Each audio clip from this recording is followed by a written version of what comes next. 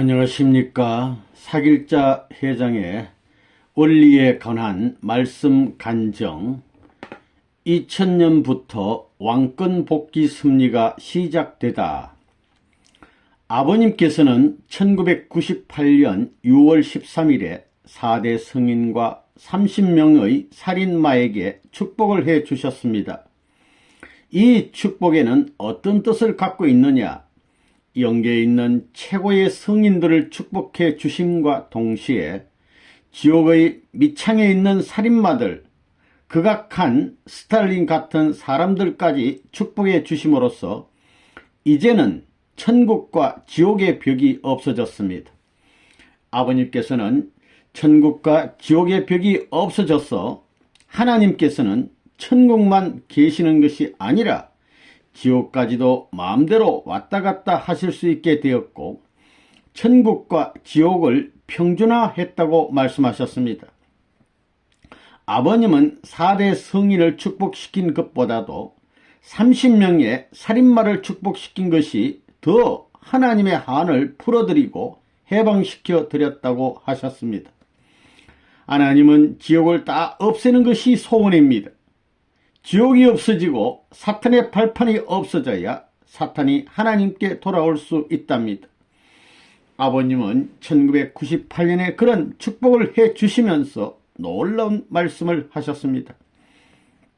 이 세상에서 사람이 지은 죄는 용서받지 못할 죄가 없다. 어떤 잘못을 했어도 다 용서할 수 있는 권한이 아버님께 있으시답니다. 얼마나 놀랍습니까? 저는 그런 말씀을 들을 때마다 하나님도 메시아도 사람의 죄를 심판하러 오신 것이 아니라 어떻게 하면 사탄이 참수하는 것을 완전히 벗겨버리고 용서해 줄까 하고 생각하시는 분이다고 느꼈습니다. 이것이 참부모의 사랑이라고 느꼈습니다. 아버님이 가끔 그러십니다. 자기 사랑하는 아들, 딸이 죽을 죄를 지어 가지고 사형장에 끌려가게 된다면 그 부모의 마음은 어떨까?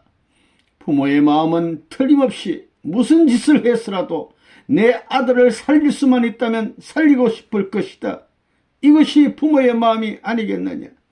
하나님도 마찬가지다. 하나님은 부모이시기 때문에 사탄의 혈통으로 태어난 자식들이지만 어떻게 하든지 그 사탄의 혈통을 벗어나게 하고 사탄의 참수를 벗어나게 해가지고 그들을 용서하고 다시 아들, 딸로 맞이하고 싶은 마음에 사무쳐 계신다고 말씀하셨습니다. 아버님께서 이제부터 하나님의 섭리라면 뭐든지 하실 수 있게 되었습니다. 사탄이 절대로 참수할 수 없게 됐다는 것입니다. 그때가 언제냐 하면 1999년 3월 21일입니다. 남미의 브라질에 판타날이라는 큰 강이 있습니다. 거기에 아메리카노 호텔이 있습니다. 아버님이 그 호텔에 계실 때 사탄이 아버님, 이제는 아버님이 하시는 일에 대해서는 아무것도 참수할 것이 없습니다 라고 하면서 아버님께 완전히 굴복했다고 여러 번 말씀하셨습니다. 이제 2000년대에 들어와서는 아버님께서는 뭘 하셔야 했느냐? 왕권을 복귀하셔야 했습니다.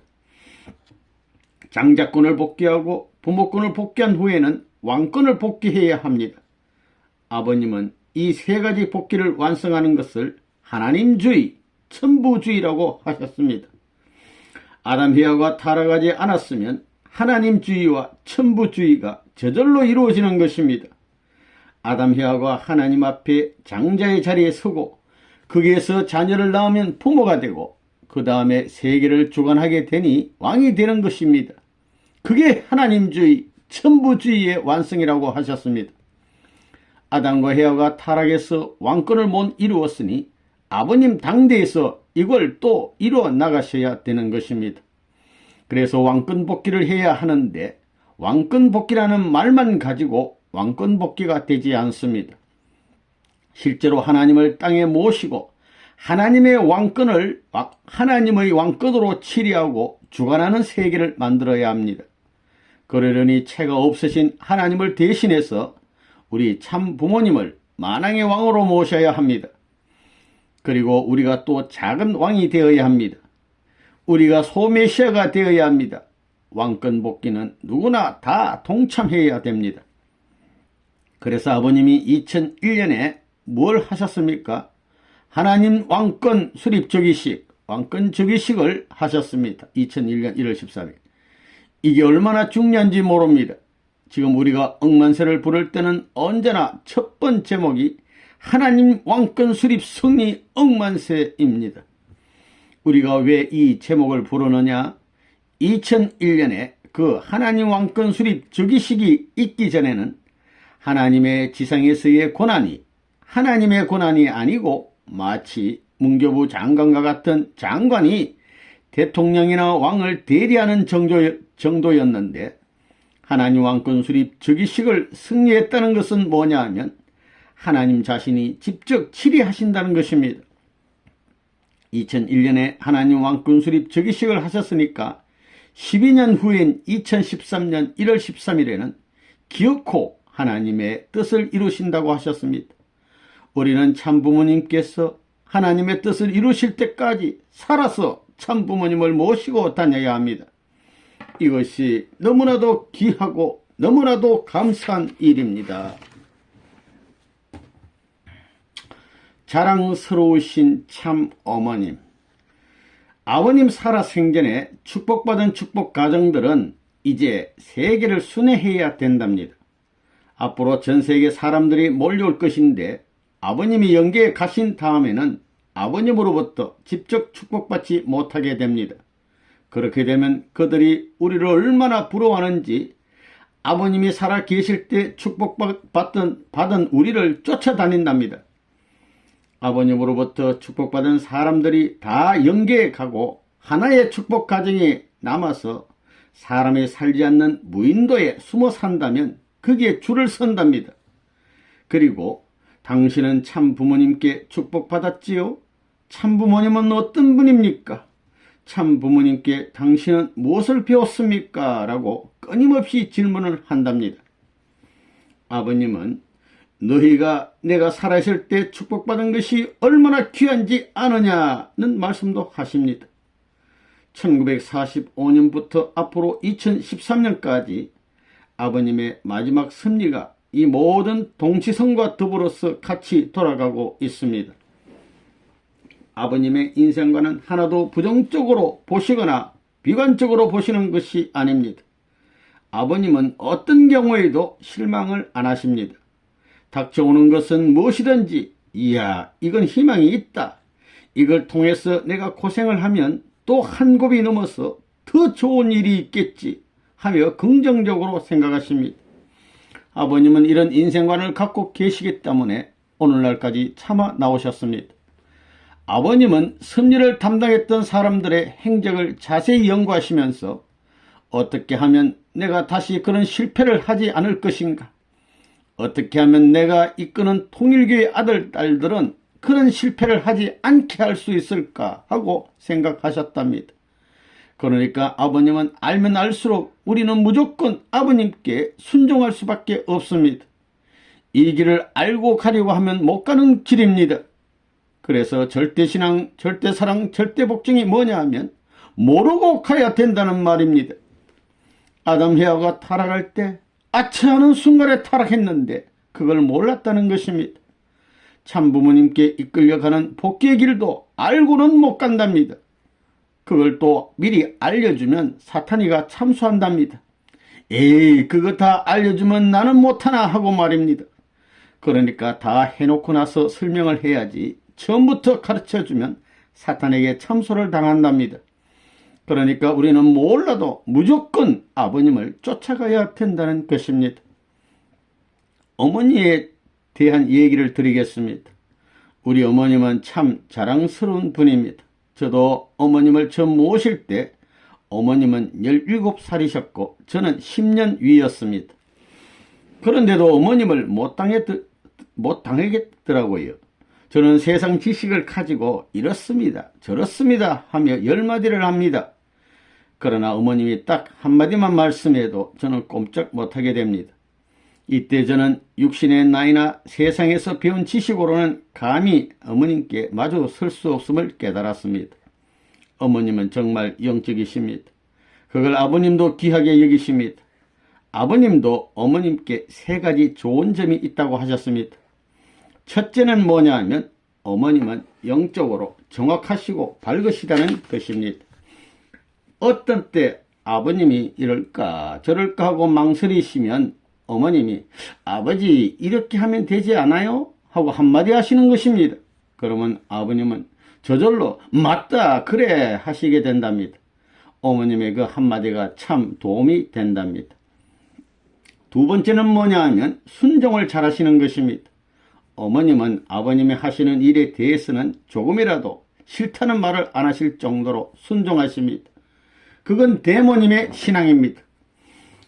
어머님을 아버지 대신 길러주신 외삼촌 홍사장과 외숙모가 계십니다. 그 홍사장 부인이 어머님을 어려서부터 쭉 모시고 길렀는데 내가 어머님은 어려서 어떻게 자라셨는지 얘기 좀 해달라고 하니 두 가지를 말해 주었습니다. 한 가지는 뭐냐 하면 그때 어머님이 교복을 입으셨는데 언제나 깔끔하고 정갈한지 한 일주일을 입어도 이상하게 흰 교복 옷깃이 때가 묻지 않더랍니다. 그게 참 희한했다고 했습니다. 하루는 어머님이 내가 걸레질을 하는 걸 보시더니 너도 걸레질을 깨끗하게 하는 편인데 나는 걸레질을 할 때 조금이라도 뭐가 묻어나면 먼지나 때가 하나도 묻어나지 않을 때까지 계속 반복한다. 그런데 이제는 내가 직접 살림을 안 하고 사니까 그냥 눈 감아준다. 그러셨습니다. 그 정도로 정갈하신 분이 어머님이십니다. 또 한 가지는 뭐냐 하면 어머님이 배가 아프다. 또 마음이 좀 어떻게 복잡하다 하면 대모님께서 예배보자 하신다는 것입니다. 그래서 시도 때도 없이 예배를 본다는 것입니다. 아침이나 낮이나 저녁이나 두 분이 앉아서 찬송 부르고 기도하면 걱정 근심이 사라지고 배 아픈 것도 싹 낫는다고 했습니다. 그와 같이 대모님이 신앙으로 어머님을 기르셨습니다. 아버님을 따라가는 데 있어서는 어머님도 고달프십니다. 얼마나 고달프시냐 말할 수 없이 고달프십니다. 한 번은 어머님이 그러셨습니다. 어머님이 현지님을 낳으시고 나니까 몸이 참 무거우셨답니다. 여자들은 아기 낳고 나면 40여는 힘이 듭니다. 자궁이 수축하기 전까지는 피가 자꾸 나오니까 생리대를 착용해야 됩니다. 이렇게 현지님을 낳으신 지 일주일밖에 안 돼서 몸이 퉁퉁 부었는데 아버님이 어디 순회 가자고 그러셨답니다. 그래서 몰래 숨어서 우셨답니다. 몸이 말을 안 들으니까 서러워서 우신 것입니다. 내가 그 말씀을 들으니까 소름이 오싹했습니다. 그래서 아버님이 나가셨다가 돌아오시자 내가 그에 관해 말씀드리면서 다음과 같은 긴 대화가 이어졌습니다. 아버님은 다 아셔도 한 가지는 모르시네요. 뭘 모르냐? 어머님께서 현지님을 낳으시고 몸이 부었는데 그것도 모르고 순회하자고 하시면 어떡합니까? 그러면 내가 날마다 어머니께 고맙다 고맙다 애기 낳아줘서 고맙다 그래야 되느냐? 아 그렇게는 안 하시더라도 좀 사정을 봐주셔야 되잖아요. 아 그런데요 제가 한 가지 여쭤보고 싶은데요. 여자들이 애기 가질 때 10달 동안 고생해서 애기를 낳는데 애 성씨는 왜 남자를 따라가요? 야 무슨 소리냐? 여자는 남자의 씨를 맡겼다가 10개월 만에 다시 찾아가는 특별 창고다. 그리고 여자는 10달 동안 고생하지만 남자는 일생 동안 처자를 먹여 살리기 위해서 목숨을 걸고 생존 경쟁에서 싸우잖아. 애기는 남자의 씨니까 당연히 남자의 성을 받아야지. 이 말씀에 나도 꼼짝을 못했습니다. 하여튼 어머님은 절대 순종하십니다. 그리고 어머님의 얼마나 힘이 드시는지 모릅니다. 아버님께서는 어머님을 모시는 여자들이 얼마나 어머님을 존경하는지 가끔 시험하십니다. 야, 너가 어머니가 됐다면 어떻게 할래? 그러십니다. 그 말씀을 듣고 제가 어머니가 되면요, 저는 우선 졸아서 안 돼요. 그랬습니다. 어머님을 모시고 대회를 해보니까 어머님은 커피를 잡수시면서 한순간도 졸지 않으십니다. 나는 옆에서 끄덕끄덕 졸니다. 아버님은 신나게 말씀하시지만 어머님은 가만히 부동 자세로 앉아 계시는 게 쉬운 게 아닙니다. 그래서 아이고 누가 어머님같이 부동 자세로 앉고 견디십니까? 난 그거만큼은 도저히 어머님을 못 당하겠는데요. 그랬더니 아버님이 웃으셨습니다. 하여튼 참는 것에 대해서는 어머님이 1등이십니다. 참부모님께서 축복식에 주례를 서실 때 어머님이 팔을 올리십니다. 임신 중이시거나 해산하신 직후에도 항상 올리셔야 됩니다. 아버님은 오른팔, 어머님은 왼팔을 올리십니다. 축복식이 끝나고 제가 그거 풀어드리느라고 아무리 주물러 드려도 안 됩니다. 뼈가 쑤셔가지고 잠을 못 주무신다고 하셨습니다. 몸이 그렇게 무겁고 그렇게 아픈데도 아버님은 어머님을 위해서 안수기도를 안 해주십니다. 아버님은 내가 다른 사람은 죽는 자리에서도 많이 살렸는데 내가 엄마에 대해서는 기도를 못 해준다고 말씀하셨습니다. 그 말씀이 무슨 말씀일까 했더니 어머님은 모든 여자들의 중심이라는 말씀입니다. 아직도 어려운 여자들이 어려운 자리에서 고생을 많이 한다. 그 어려운 자리에서 고생하는 딸들을 위해서 어머니가 어딘가 몸이 아프면서 그들의 아픔을 같이 나누어야 된다. 그래서 나는 기도를 못 해준다. 이렇게 말씀을 하시는데 내가 충격을 받았습니다. 아버님은 또 내가 지금부터 어머니에게 부탁하고 있는데 엄마가 나 죽은 다음에 그저 육정이 그리워서 남편을 잃어버린 슬픔의 눈물을 흘리지 마시오. 내가 죽으면 사람들이 나를 바라보지 않을 것이고 어머니를 바라볼 것이다. 아이들도 어머니를 바라볼 것이고 식구들도 세계 사람들도 위대한 남편을 어떻게 보내는지 어머니의 태도를 볼 것이다. 그러면 우는 데는 같은 울음이라도 어떤 마음을 가지고 울어야 되느냐. 아, 내 남편이 지상에서 이제 가시는구나. 내 남편의 위대한 이념이 내 남편과 더불어 지상에서는 이제 끝이 나는구나. 물론 이념을 남겨놓고 가시지만 남편이 살아있을 때 마음이 용수숨 치던 그런 이념은 남편과 같이 끝이 나는구나. 이렇게 그 남편이 품고 있던 이념이 그리워서 울어야지 남편의 육정이 그리워서 울지 말라. 나는 그런 것은 싫다고 말씀하셨습니다. 내가 이런 말씀을 한두 번 들은 것이 아닙니다. 저는 그런 말씀을 들으면서 참부모님의 부부의 정은 이렇게도 원칙적이고 이렇게도 빈틈이 없으시구나 하고 느꼈습니다. 그런데 그런 가르침을 어머님은 너무나 잘 따르십니다. 그냥 백지 상태에서 쫙 빨아들이시는데 그 누구도 못 당할 만큼 어머님은 준비된 분이다 하는 것을 제가 느낍니다. 세 번째는 뭐냐면 어머님은 심정적인 분이십니다. 그러면 심정적이란 것이 무슨 뜻이냐? 하루는 제가 아버님께 심정이 무엇입니까? 하고 여쭤봤습니다. 아버님은 잠깐 생각하시더니 내적인 사랑 그러셨습니다. 저는 마음속으로 사랑도 내적인 사랑이 있고 외적인 사랑이 있나 하고 생각했습니다. 외적인 사랑은 어떤 사랑의 표시를 하는 것이고 내적인 사랑은 말하자면 사랑의 뿌리입니다. 그러니까 안 보입니다. 우리가 청평에 있는 생명수에 가면 그 물이 어디서 나오는지 모르는데 그와 같은 사랑의 원천입니다.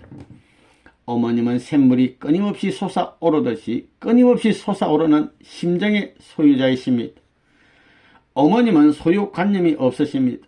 앞으로도 그럴 것이지만 지금까지 귀한 예물이 다 어머님께 옵니다. 그러면 어머님은 그것을 사람들에게 주십니다. 이 뿌러지도 어머니께서 너 이거 필요하지? 하시면서 주신 것입니다.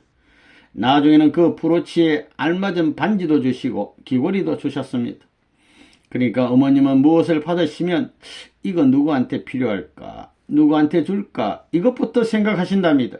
당신이 가지려고 안 하십니다. 더 놀라운 것은 뭐냐면 아버님이 성혼식 때 돈이 넉넉하지 못하여 결혼 반지를 별로 좋은 것으로 못 해주신 것이 늘 미안해서 2차 세계순회 하실 때 네덜란드에서 호주머니를 틀어가지고 좀 좋다고 생각되는 마음에 드는 다이어 반지를 하나 사주셨는데 아무리 봐도 안 끼시더랍니다. 아버님과 어머니 사이에 다음과 같은 대화가 계셨답니다. 엄마, 내가 사준 반지 왜 안 끼었어? 아, 내가 누구 줬는데요? 누구에게 줬어? 내가 누구에게 줬는지 잊어버렸어요. 어머님은 누구에게 주신 것을 잃어버리신 것입니다. 아버님은 섭섭했지만 한편으로는 고마우시더랍니다. 그리고 장차 모든 것이 어머님께 올 텐데 어머니의 심정으로 모든 것을 나눠주는 그 마음이 참 고맙다. 그런 심정적인 어머니를 모신 너희들이야말로 참으로 행복하겠구나 그러셨습니다. 어머님은 이것이 다 내 것이 아니고 전체를 위해 써야지 하고 생각하시는 분입니다. 옷도 사람들에게 다 주십니다.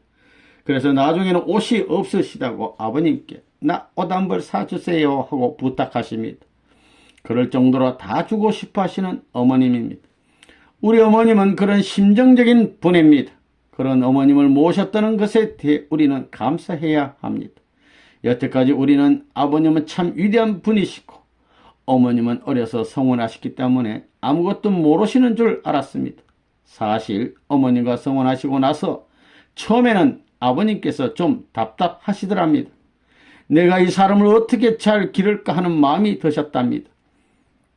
아버님은 어머님을 딸과 같이 길러서 누이 동생같이 돌보고 때론 누나같이 따르면서 애인처럼 사모하고 아내로서 의논하고 어머니같이 의지하고 할머니같이 돌보셨답니다. 이와 같이 7단계를 거쳐 어머님을 기르셨답니다. 아버님은 아담이 투입하여 했던 사랑, 아담이 해와에게 주어야 했던 본성의 사랑을 투입하면서 뼈꼬리 녹으셨답니다. 아버님은 다른 사람에게는 용서가 있지만 어머님은 당신과 동등한 자리에 서야 되기 때문에 용서가 없으셨답니다. 아버님이 어머님을 교육하는 것이 제일 어려우셨답니다. 그래서 아버님이 내가 처음부터 메시아가 되는 길이 완성한 아담이 해와를 찾아서 완성시키는 것인 줄 알았으면, 그리고 그것이 이렇게 힘든 줄 알았으면 메시아의 책임을 사양했을 것이라고 말씀하셨습니다. 그것도 모르고 메시아의 책임을 맡았다고 하셨습니다. 아버님은 백지 상태에 있는 어머니를 딸처럼 기르셔야 했습니다. 그래서 용서 없이 준엄하게 하셨습니다. 그럴 때 어머님은 많이 힘들어 하셨습니다. 그렇게 맹훈련을 하셔서 오늘날 아버님이 기대하신 이상의 훌륭한 어머님이 되셨습니다. 어머님이 14분의 자녀를 낳으신 것도 그것만 내도 어머님의 책임을 다 하신 것입니다. 거기에 더해 어머님은 아버님 대신해서 세계를 순회하시면서 많은 사람을 감동시키셨습니다. 이와 같은 어머님을 하늘이 주신 것을 참으로 감사히 생각하고 우리는 그런 어머님의 대신자, 어머님의 분신자의 입장에서 최선의 노력을 다해야겠습니다. 미국 보스턴에서 어머님을 모시고 나와 몇 명의 식구들이 모빌 홈을 타고 간 일이 있었습니다. 그때 어머님께서 대모님의 말씀을 하셨습니다. 대모님께서 한성훈 씨와 인연을 맺으신 후에 임신을 하셨는데 영계에서 천자를 준다는 계시가 내렸답니다. 그런데 해산을 하고 보니 따님을 낳으신 것입니다.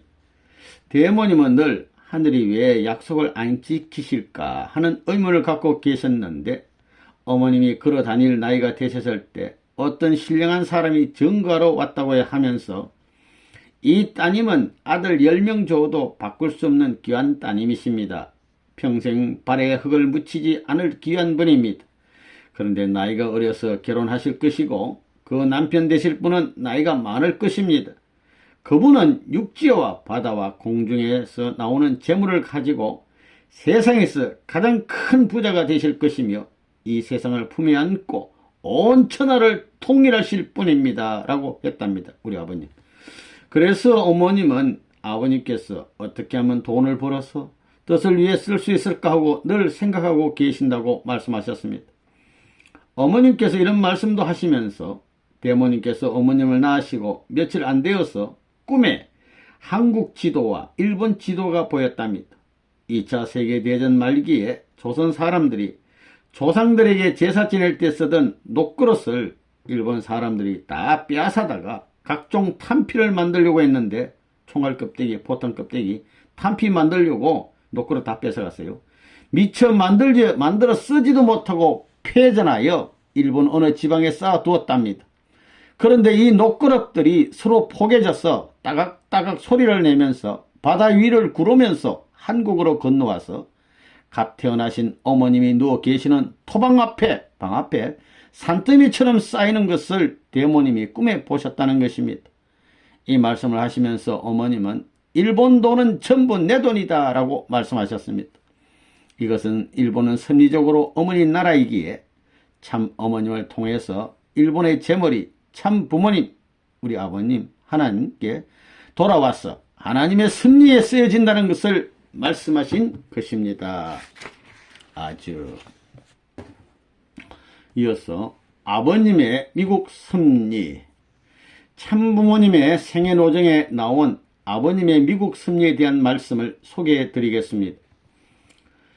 전세계 기독교의 결실국인 미국은 기독교와 함께 하나님의 뜻을 세계적으로 완결지을 제2 이스라엘형의 세계적인 국가입니다. 재림의 때가 가까우면 하나님께서는 제2 이스라엘의 세계적인 판도 속에 하나님이 중심이 되는 기독교 국가를 택하실 필요가 있게 됩니다. 하나님이 이루시려는 궁극의 지상 천국의 이념은 이 땅 위에 실제로 이루어지는 이념이므로 어떠한 중심점에서 출발하여 점차 세계로 파급되어야 합니다. 말하자면 표본이 될 수 있는 국가가 있어야 된다는 말입니다. 그래서 말세의 중심적인 하나님의 섭리를 감당할 수 있는 나라로서 오래전부터 예정하시고 그 예정에 따라 택함받은 나라가 미국인 것입니다. 그런데 미국에는 여러가지 심상치 않은 일들이 날로 더해가고 있습니다. 흑백 인종 문제가 그것이요, 젊은이들의 마약 문제가 그것입니다. 그리고 청소년 윤락과 가정 파탄, 날로 격정하는 폭력 범죄 등 그 어느 하나도 심각하지 않은 것이 없습니다. 그 중에서 교모의 침투에 들어오는 공산주의 문제는 미국의 가장 치명적인 타격이 됩니다. 지극히 개인적인 인생관과 가치관으로 육적 향락에 날뛰는 미국의 현 사회가 이대로 가다가는 하나님은 분명히 떠나실 것이요, 미국은 하나님의 소망과 계획을 실패로 이끌 것이 명약관화합니다. 그래서 나는 미국이 병이 났기 때문에 의사로 왔고 미국이 불이 났기 때문에 소방수로 왔습니다. 금년 1996년에 참부모님께서 33년 건속자들을 부르셨습니다. 왜 그렇게 전세계 헌신자들을 모셨느냐 하면 금년이 아버님께서 미국 섭리를 시작하신 지 만 21년이 되는 해이기 때문입니다. 그래서 다른 때보다 더 의미를 두시고 전 세계의 헌신자들을 모았다고 하셨습니다. 아버님께서 미국에 첫 발을 디디신 것은 아마 1971년입니다. 제가 볼 때 아버님은 1971년부터 미국 개척을 시작하셨는데 1992년이면 만 21년이 됩니다. 아버님께서 1975년부터 본격적인 미국 섭리를 하셨다고 생각하신다면 1996년이 21년입니다. 큰 대회는 이때 하셨습니다. 저는 미국에서 1983년부터 1991년까지 약 9년쯤 있다가 왔는데 제가 옆에서 지켜보면서 지금 생각해보니 아버님은 그때부터 공산주의와 고르바초프를 자연 굴복시키는 방법을 쓰셨는데 아버님께서 미국에 가셔서 우선 닉슨 대통령을 만나셨습니다. 닉슨 대통령을 왜 만나셨느냐? 닉슨 대통령이 철저한 반공주의자였기 때문입니다. 닉슨은 처음에는 월남전을 계속 밀고 나가려 했습니다. 그래서 공산주의자들이 어떻게 해서라도 월남전을 계속하지 못하게 하려고 워터게이트 사건을 물고 늘어졌습니다. 정치가인 닉슨에게 그 정도는 아무것도 아닌데 공산주의자들의 선동에 의해서 그렇게 된 것입니다. 아버님께서는 하나님의 계시에 의해 그 어려운 난관을 뚫고 닉슨 대통령을 만나서 내가 나의 조직과 멤버들을 가지고 최선을 다해서 당신을 지지해서 세워드릴 테니 6개월 동안만 제발 흔들리지 말고 나를 믿고 하야하지 마시기 바랍니다. 라고 했습니다. 그런데 그때 닉슨이 아버님이 누구신지 몰라본 것입니다. 결국 닉슨 대통령은 공산주의자들의 공격을 견디지 못하고 하야했습니다. 사태. 아버님은 레이건 대통령을 2번이나 당선시켰습니다. 레이건은 전직이 배우이고 정치를 잘 모릅니다. 그런데 왜 레이건을 아버님께서 결사적으로 세웠느냐? 단 한 가지 이유입니다. 뭐냐 하면 미군 철수를 막기 위해서입니다. 남한이 북한보다 힘을 더 쓸 수 있을 때까지는 절대로 미군이 철수해서는 안 된답니다. 지금도 북한에서는 미군 철수하라고 난립니다. 북한이 미군 때문에 남한으로 쳐들어오지 못하기 때문입니다. 어떤 사람이 대통령이 돼도 상관없답니다. 대한민국에서 미군을 절대로 철수하지 않을 반공주의자를 찾다 보니 그가 바로 레이건이었습니다. 그리고 레이건은 닉슨하고 굉장히 친합니다. 그래서 우리의 조직을 총동원해서 상상할 수 없는 힘을 발휘해 가지고 레이건을 2번이나 당선시켰습니다. 재선에 성공했어요. 그때 뉴스월드가 크게 역할을 했습니다. 워싱턴에서는 워싱턴 스타라고 하는 보수주의 신문, 우익을 옹호하는 신문이 재정난으로 쓰러졌습니다. 세계 정치의 중심지 워싱턴에는 워싱턴 포스트 하나만 남게 되었습니다. 워싱턴 포스트는 좌경입니다. 진보주의, 용궁주의 노선을 걷고 있습니다. 그래서 아버님은 이제는 내가 나서야 되겠다고 생각하시고 워싱턴 포스트를 능가할 수 있는 워싱턴 타임스를 창건하셨는데 얼마나 돈을 많이 썼는지 모릅니다. 그러나 워싱턴 타임스가 있었기 때문에 고르바초프는 드디어 아버님께 머리를 숙였습니다. 당시 레이건은 아침 6시 커피 타임에 다른 신문은 안 보았답니다. 다른 신문은 레이건을 치니까 레이건의 침실에 들어올 수 있는 신문은 오로지 워싱턴 타임스 하나였답니다. 워싱턴 타임스는 은근하게 레이건이 하는 일을 뒷받침해 주었답니다. 이렇게 워싱턴 타임스에서 자기의 정책을 뒷받침할 때는 기분이 좋아서 신문을 안고 자기 침실에 들어가서 본다는 것입니다. 그렇다고 항상 좋다고만 할 수 없습니다. 레이건이 잘못할 때 조금 치면 아이고 워싱턴 타임스가 오늘은 나를 좋게 말을 안 했어 한다는 것입니다. 이렇게 레이건을 웃겼다 울렸다는 것이 워싱턴 타임스였습니다. 드디어 고르바초프가 미국에 등장했습니다. 워싱턴 포스트는 대환영이었습니다. 그런데 고르바초프가 2가지 소원을 가지고 있었답니다. 하나는 SDI, 이건 전략방위구상입니다. 추진하지 말아달라는 것입니다. 이 SDI가 뭐냐면 핵미사일이 날아오는 것을 레이저 광선으로 격파하는 겁니다. 스타워즈 계획이라고 그러죠. SDI가 뭐냐면 일종의 핵우산입니다. 핵전쟁 하에서는 언제 어디서 핵무기가 날아오든지 파악하기 쉽지 않은데 나라를 안전하게 지키려면 모든 핵무기를 완전히 녹여서 무력화시켜야 합니다. SDI가 그럴 수 있는 무기입니다. 강력한 레이저 광선으로 날아오는 모든 핵무기를 완전히 녹여버리는 무기입니다. 그런데 고도의 기술과 엄청난 돈이 드는 것입니다. 소련은 그럴 능력이 없었습니다. 그래서 고르바초프가 미국은 제발 SDI를 추진하지 말아주십시오 한 것입니다. 소련이 제 아무리 핵무기를 많이 만들어 놓아도 SDI가 미국에 있는 이상 소련의 무기는 장난감밖에 안 되기 때문입니다. 2번째로 고르바초프는 미국 국회에서 한 10분만 연설을 하자고 한 것입니다. 인사 좀 하겠다고 한 것입니다. 그리고 레이건이 끄덕끄덕 인정하려고 하는 찰나였습니다. 워싱턴 포스트는 좋다고 대환영했고 크고 작은 신문들도 공산주의 지도자가 와서 연설을 한다고 하는데 왜 환영하지 않겠느냐 하고 있었습니다. 그런데 아버님께서 박보이 총재를 시켜서 절대로 고르바초프가 의회에서 연설하게 하지 말라. 레이건에게 말해서 절대로 허락하지 않도록 하라고 한 것입니다. 그러니 레이건이 죽을 지경이었습니다. 모두 포용한다는 미국의 통 큰 마음을 한번 과시하려고 했는데 레버논문이 노라니 이게 무슨 일이냐. 박 총재가 아버님 레이건이 참 입장이 난처하다고 합니다. 이미 반허락을 했기 때문에 이제 와서 노한다는 것은 입장이 난처하다고 합니다. 그래도 노하라고 할까요? 하고 보고를 드렸더니 아버님께서는 무슨 소리냐? 노하게 해야지 라고 말씀하셨습니다. 끝까지 워싱턴 타임스에서는 안 된다 그죠? 노하라고 한 것입니다. 자기를 2번씩이나 대통령에 당선시키고 자기의 정책을 지지해 주던 워싱턴 타임스에게 미움을 받으면 안 되니까 집무실을 빙빙 돌면서 워싱턴 타임스 레버너문이 내 사정을 몰라서 그러신다 그랬다는 것입니다.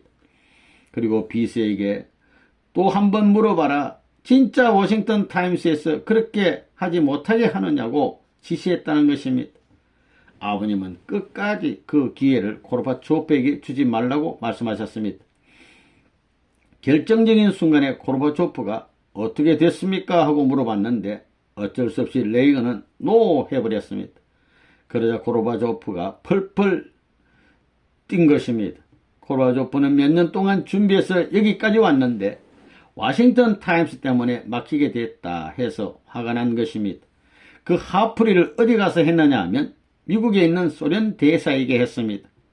이놈아, 나라의 녹을 먹으면서 왜 워싱턴 타임스와 친구가 못 되었느냐 이렇게 노발대발 화를 내고 돌아갔습니다. 어느 날 갑자기 소련 대사관에서 워싱턴 타임스에 전화가 왔습니다. 그때 데스크에 앉아있던 여자가 흑인이었는데 굉장히 유식하고 아주 재미있는 여자였습니다. 그 여자는 여기는 워싱턴 포스트가 아닙니다. 전화 잘못 걸었습니다. 하고 알면서도 일부러 모른 척 했더니 소련 대사는 워싱턴 타임스를 방문하고 싶다고 했다는 것입니다. 워싱턴 타임스는 오고 싶으면 오라고 했답니다. 이렇게 재미있는 사건이 벌어졌지만 아버님께서 왜 안 된다고 하셨느냐? 아버님께서는 이북에 가셔서 지내시면서 공산주의를 잘 알게 되셨습니다. 더구나 흥남 감옥에서 3년 가까이 복역하시면서 공산주의의 내막까지 경험하셨습니다. 그래서 이미 공산주의의 술책, 즉 공산주의 작전은 2가지밖에 없다는 것을 파악하고 계셨다는 것입니다. 바로 기만과 폭력입니다. 공산주의가 기만 전술을 쓸 때는 자기 편이 상대편보다 약할 때입니다. 그때는 별의별 소리를 다 하고 거짓말을 하느라고 야단입니다. 그러다가 내 편이 상대방보다 강하다 할 때는 폭력을 사용하는 것입니다. 이와 같이 공산주의의 껍데기를 홀랑 벗겨버리면 기만과 폭력 외에는 아무것도 없다는 것을 아버님께서는 너무나 잘 아신 것입니다. 그런데 자유세계 지도자들, 미국 사람들은 그걸 모르는 것입니다. 특히 카트가 몰랐습니다. 카트는 조지아주에서 땅콩을 재배하던 농사꾼으로서 여자들 표를 많이 얻어서 당선됐습니다. 카트는 집에서 접시를 닦아주는 등 여자들의 심부름을 잘해 주었답니다. 그래서 여자들의 인기를 얻어서 여자들의 표를 많이 얻은 것입니다. 이런 사람이 대통령이 되고 보니 20개 나라가 공산화됐습니다. 그래서 카트 이 사람은 안 됩니다. 아버님께서는 절대로 공산주의를 내세우면 안 된다는 것입니다. 고르바초프가 예쁘장하게 생겼습니다. 그러니까 방긋 웃으면서 살금살금 애교를 부리면 미국 사람들은 기분 팔아서 넘어가는 것입니다. 미국 사람은 공산주의를 모르는 데다 기분 팔아서 우리에게 대적했던 공산주의의 두목이 이렇게 하니 공산주의 나쁘지 않구만 하는 인식이 들어가면 아버님께서 미국에서 카우사 성공활동 조직 카우사 활동을 할 수가 없는 것입니다. 아버님의 발판이 없어지게 되므로 결사적으로 반대했고 결국 우리가 이겼습니다. 고르바초프가 그 후에도 별의별 공작을 다 했지만 항상 우리 때문에 브레이크가 걸렸습니다. 고르바초프가 오죽했으면 김일성과 일본 공산당의 적군파와 협력해서 노스가든이라고 하는 보스턴에 있는 아버님 저택에 폭탄을 터뜨리려고 했겠습니까? 철망을 뜯어놓고 돌로 눌러놓은 것을 우리 경비원이 발견해서 안전하게 넘어갔습니다. 그런데 아버님의 침실이 폭탄 하나 가지고도 박살날 수 있는 거리였습니다. 그곳은 마당이 넓지 않습니다. 그리고 뉴저지에서는 차에 폭탄과 총을 싣고 오다가 FBI 연방수사국의 검문에 걸린 적도 있습니다. 예감이 이상해서 FBI가 검문했는데 아버님의 집 주소가 들어 있었답니다. 이와 같이 아버님은 하늘이 같이 하심으로써 위기를 모면한 일이 많습니다.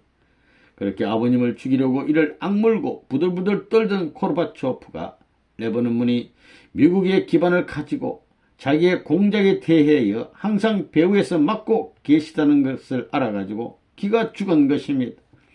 이렇게 해서 아버님께서 공산주의 우두머리인 고르바초프와 김일성을 만나셨고 많은 승리적인 진전을 이루신 것입니다.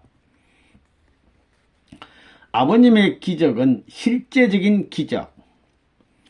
아버님께서 모세나 예수님을 연구해 보시니까 모세나 예수님이 너무나도 영적인 기적에 많이 의지했다는 것을 아셨다고 하셨습니다.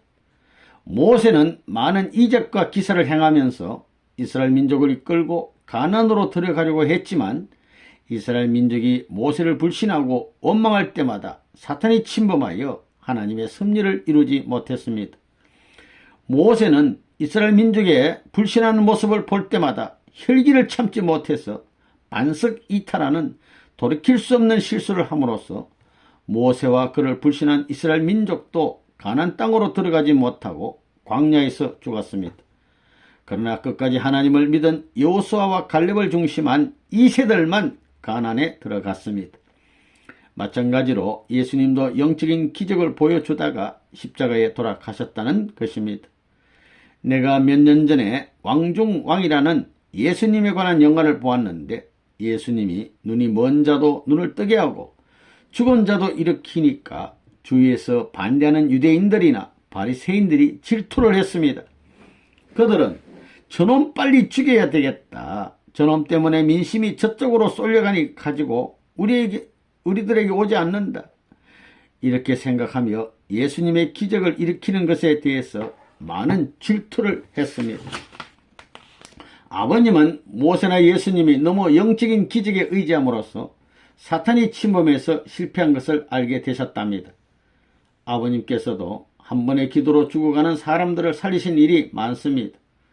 아버님도 얼마든지 모세나 예수처럼 기적을 행할 수 있지만 행하시지 않으신다고 하십니다. 영적인 기적은 흔적이 남지 않으므로 의심하면 사탄이 침범하니까 하늘 것으로 남아지지 않는답니다. 그러나 아버님께서는 당신이 일으키는 기적은 실제적인 기적, 어느 누구도 부정할 수 없는 산을 평지에 쌓는 것과 같은 기적이라고 하십니다. 평지에 산을 쌓으려면 시간이 걸립니다. 많은 사람이 동원되어야 하고 자금도 들고 모든 것을 투입해야 합니다. 평지에 산을 쌓는 것과 같은 실적을 올리면 그것을 누가 훔쳐갈 수 있겠습니까? 누구도 감히 부정할 수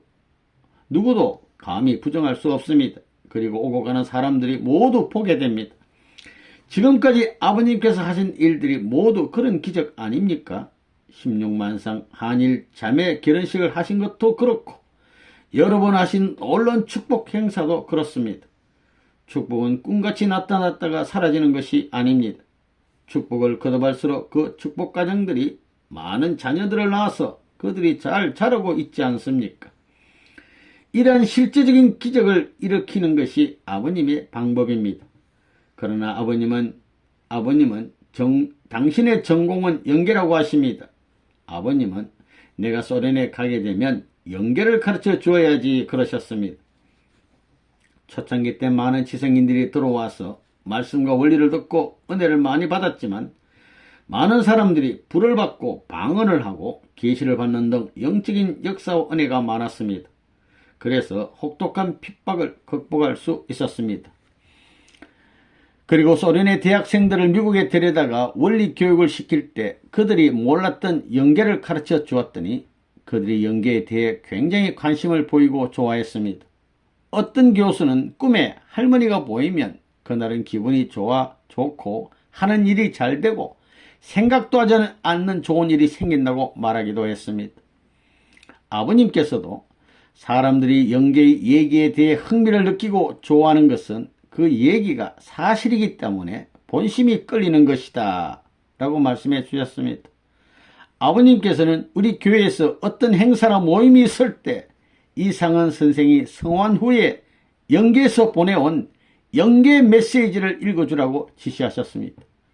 그런데 행사를 하다 보면 이미 정해진 스케줄을 소화하게 하기에도 시간이 많이 가고, 그리고 사람들이 쉽게 받아들이기 어려울 것 같아서 제가 아버님 그 영계 메시지를 꼭 읽어줘야 합니까? 하고 여쭈었습니다.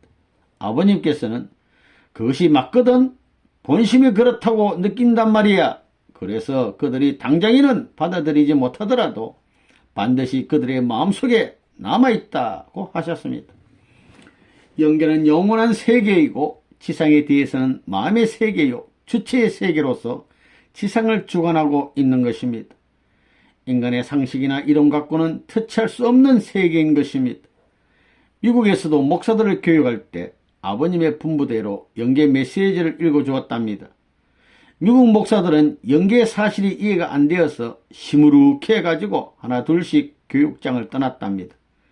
그런데 나중에 영계 메시지가 이해되지 않아 떠났던 그 목사들이 양창식 회장에게 찾아와, 레버논 양, 그때 일구전 영계 메시지가 자꾸 생각납니다. 좀 더 자세히 알고 싶습니다. 라고 하면서 돌아왔답니다. 양창식 회장이 이런 내용을 아버님께 보고하는 것을 제가 들었습니다. 아버님은 굉장히 영적이면서도 실제적인 분이십니다. 극과 극을 모두 가지고 계신 분입니다. 그만큼 아버님의 가슴이 무한대로 넓으신 것입니다. 그렇기 때문에 각계각층의 사람들이 원리를 공감하고 아버님을 받들어 모시고 있는 것이 아니겠습니까? 아주 참된 가정과 나, 이건 아버님 강령문이죠. 아버님의 말씀 참된 가정과 나에 대해 설명하겠습니다. 이 말씀은 아버님께서 40년 동안 뜻길을 걸어오신 후에 중요한 내용을 정리하여 내놓으신 말씀입니다. 이 말씀의 결론은 천사장과 해와가 거짓 사랑으로 타락했고, 그렇기 때문에 몸과 마음이 분리되었고 결국 이 세상은 죄악 세상이 되었다. 그러므로 하나님과 참 부모님의 참 사랑을 중심 삼고 축복을 받아야 모든 것이 해결된다는 내용입니다. 아버님께서도 이것을 날마다 읽으신답니다. 이 말씀은 아버님께서 손수 쓰셨습니다. 그리고 본문이 한 40쪽쯤 되는데 많이 줄인 것입니다. 결국 아담 해와의 타락은 상충적인 사랑의 기원이 되었다는 것입니다.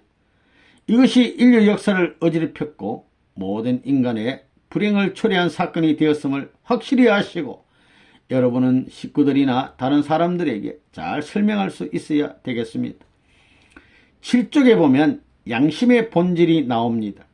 여러분도 원리에서 배웠겠지만 양심보다 더 내적인 것이 무엇입니까? 본심이고 생심입니다.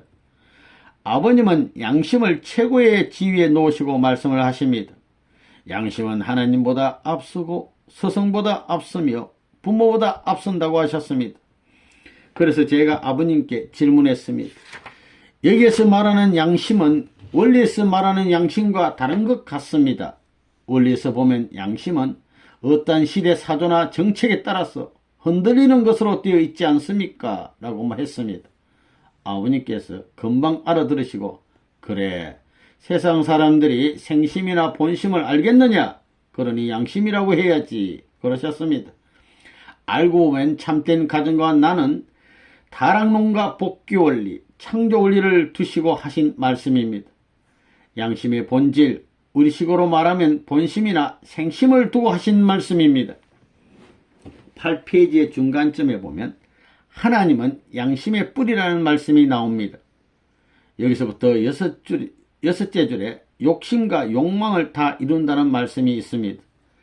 이 말씀에 대해 아버님께 여쭤보았습니다.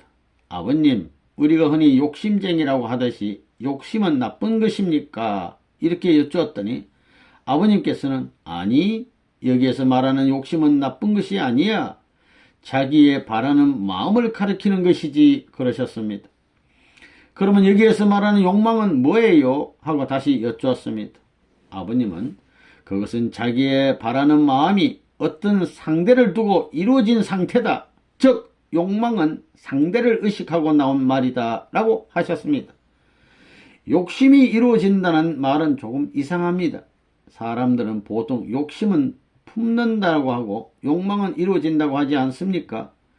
그래도 구분이 좀 가물가물해서 아버님께 그러면 욕심은 내적인 것이고 욕망은 외적인 것입니까? 하고 다시 여쭈었습니다. 아버님께서는 그래 맞아 하셨습니다.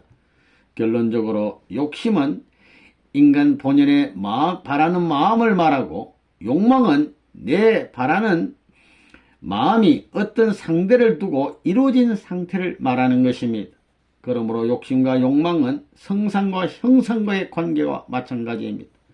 욕심이 있고 나서 이루어진 것이 욕망이니까 성상, 형상과 같은 것입니다. 결국 욕심이란 나쁜 뜻이 아닙니다. 할렐루야.